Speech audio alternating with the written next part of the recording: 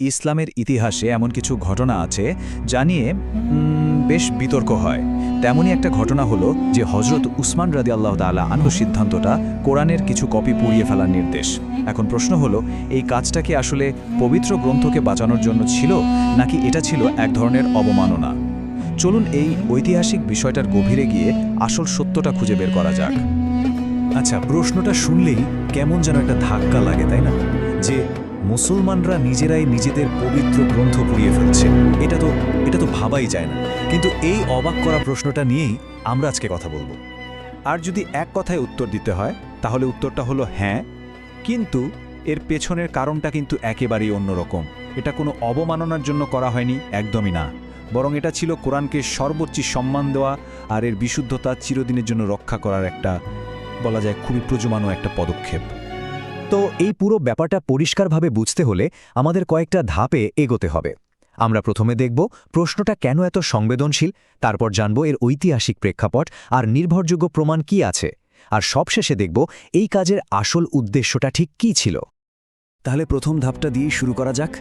আচ্ছা, কেন এই বিষয়টা এত স্পর্শকাতর? আসলে দেখুন, যে কোনো ধর্মগ্রন্থ পোড়ানোর কথা শুনলেই তো মনে একটা আঘাত লাগে, তাই না? আর ঠিক এই কারণেই আসল ঘটনাটা না জেনে, এর প্রেক্ষাপটটা না বুঝে অনেকেই এই বিষয়টা নিয়ে মারাত্মক ভুল করে বসেন। ঠিক আছে, তাহলে চলুন একটু ইতিহাসের দিকে ফিরে তাকানো যাক। আমরা একদম সেই সময়ে চলে যাব যখন এই সিদ্ধান্তটা নেওয়া হয়েছিল। সময়টা ছিল ইসলামের তৃতীয় খলিফা হজরত উসমান ইবনে আফফান রাদিয়াল্লাহু আনহুর খিলাফতের সময়। একটু ভাবুন তো, ইসলামী সাম্রাজ্য তখন খুব দ্রুত গতিতে চারদিকে ছড়িয়ে পড়ছে, মানে পারস্য থেকে শুরু করে উত্তর আফ্রিকা পর্যন্ত। আর এই বিশাল এলাকার মানুষের মধ্যে একটা বড় চ্যালেঞ্জও কিন্তু সামনে চলে আসছিল। ঠিক এই রকম একটা পরিস্থিতিতেই যে হজরত উসমান রাদিয়াল্লাহু তাআলা আনহু সিদ্ধান্ত নেন। তিনি ঠিক করেন যে কোরআনের একটা মাত্র স্ট্যান্ডার্ড বা মানীকৃত কপি তৈরি করা হবে, যেটাকে আমরা আজকে মুসাফে উসমানী নামে চিনি। কিন্তু এখানে প্রশ্ন আসতেই পারে যে কেন হঠাৎ করে এরকম একটা স্ট্যান্ডার্ড কপির দরকার পড়ল? তখন তো অনেকের কাছেই কোরআনের পার্সোনাল কপি ছিল। তাহলে আসল সমস্যাটা ঠিক কোথায় হচ্ছিল? দেখুন, সমস্যাটা ছিল ওই ব্যক্তিগত কপিগুলোর মধ্যেই।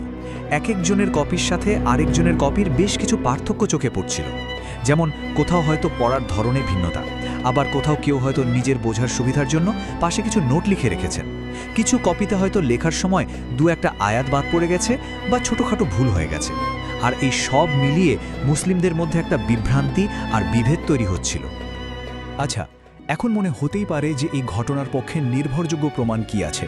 চলুন এই পর্যায়ে আমরা কিছু হাদিস আর বিখ্যাত ইসলামিক স্কলারদের মতামত দেখে নিই, তাহলেই ব্যাপারটা আরও পরিষ্কার হয়ে যাবে। এই ঘটনার সবচেয়ে শক্তিশালী প্রমাণটা কিন্তু পাওয়া যায় সহিহ বুখারীতে, মুসলিম বিশ্বে যেটাকে সবচেয়ে নির্ভরযোগ্য হাদিস গ্রন্থ হিসেবে ধরা হয়।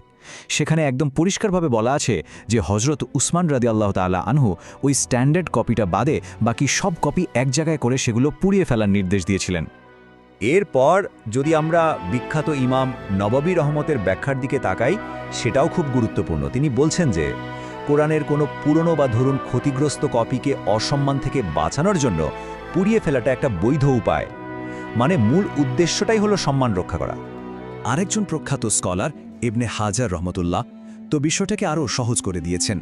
তিনি বলছেন, খলিফা উসমানের এই কাজটাই হলো সবচেয়ে বড় প্রমাণ। এটা দেখায় যে সম্মানের উদ্দেশ্যে পোড়ানোটা কোনো অবমাননা নয়, বরং এটা আসলে সংরক্ষণ করারই একটা মাধ্যম। তাহলে চলুন ব্যাপারটা আরেকটু ভেঙে দেখি। কেন পোড়ানোর মতো একটা কাজকে সম্মানজনক আর সংরক্ষণের একটা পদ্ধতি হিসেবে দেখা হলো? এর পেছনে যুক্তিটা কি? এর পেছনে কয়েকটা কারণ ছিল। প্রথমত, ভাবুন তো, এই পুরনো বা ত্রুটিপূর্ণ কপিগুলো যদি এমনি ফেলে দেওয়া হতো তাহলে কি হতো? সেগুলো তো যে কোনো অপবিত্র জায়গায় যেতে পারত, বা হয়তো পায়ের নিচেও পড়তে পারত, তাই না? পুড়িয়ে ফেলার মাধ্যমে এই অসম্মানের সম্ভাবনাটাই পুরোপুরি দূর করে দেওয়া হয়। আর দ্বিতীয়ত, এর মাধ্যমে ভবিষ্যতের সব রকম বিভ্রান্তি আর মতভেদের রাস্তাও বন্ধ করে দেওয়া হয়, আর পুরো মুসলিম উম্মাহকে একটা অভিন্ন কপির ওপর এক করা হয়। এখানে সবচেয়ে জরুরি যে পয়েন্ট আমাদের বুঝতে হবে সেটা হলো উদ্দেশ্যের পার্থক্য। মানে একই কাজ পোড়ানো, কিন্তু উদ্দেশ্যটা যদি ভিন্ন হয় তাহলে তার অর্থও কিন্তু সম্পূর্ণ পাল্টে যায়। পার্থক্যটা কিন্তু খুবই সহজ, কিন্তু ভীষণ গুরুত্বপূর্ণ। দেখুন, যদি কেউ অপমান করার উদ্দেশ্যে কোরআন পড়ায়, তাহলে সেটা একটা মারাত্মক পাপের কাজ, একটা হারাম কাজ, কারণ তার উদ্দেশ্যটাই খারাপ। কিন্তু অন্যদিকে যদি উদ্দেশ্যটা হয় পবিত্র গ্রন্থকে রক্ষা করা, মুসলিমদেরকে একতাবদ্ধ করা, তাহলে সেই একই কাজ পোড়ানো একটা বৈধ এবং সম্মানজনক পদ্ধতি হয়ে যায়। তার মানে সব কিছু নির্ভর করছে নিয়ত বা উদ্দেশ্যের ওপরে। তাহলে এতক্ষণের আলোচনা শেষে আমরা এই ঐতিহাসিক সিদ্ধান্তের একটা মূল সারাংশে আসতে পারি। মানে এই ঘটনার আসল উদ্দেশ্যটা কি ছিল? যদি একদম সংক্ষেপে বলি তাহলে বিষয়টা দাঁড়ায় এরকম: কোরআন পোড়ানো হয়েছিল কিন্তু অবমাননার জন্য নয়।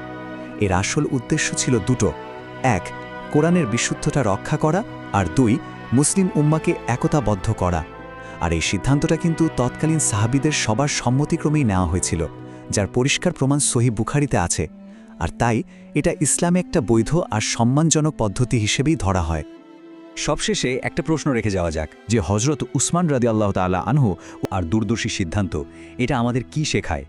কিভাবে ইতিহাসের একটা মাত্র সিদ্ধান্ত একটা বিশাল সম্প্রদায়কে শতাব্দীর পর শতাব্দী ধরে একতাবদ্ধ রাখতে পারে? ব্যাপারটা কিন্তু সত্যিই ভাবার মতো।